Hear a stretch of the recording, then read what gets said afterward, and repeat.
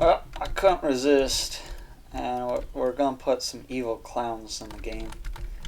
Here's his attack animation, and let's go to his running animation or hopping animation. That's him hopping around.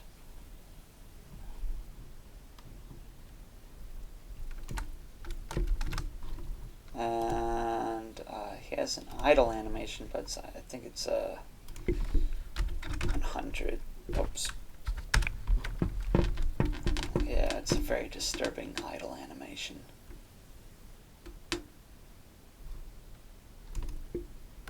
It's got the loveliest face in the world. Yeah, it's pretty sick. And then that's him dying. He was meant to be scary, but he makes me laugh.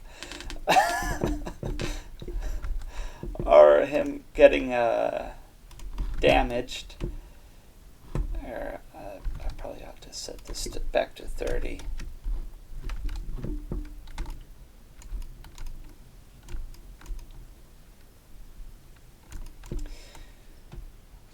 Tomorrow we plan to put out a video, so you're going to get to see more of this guy in that video.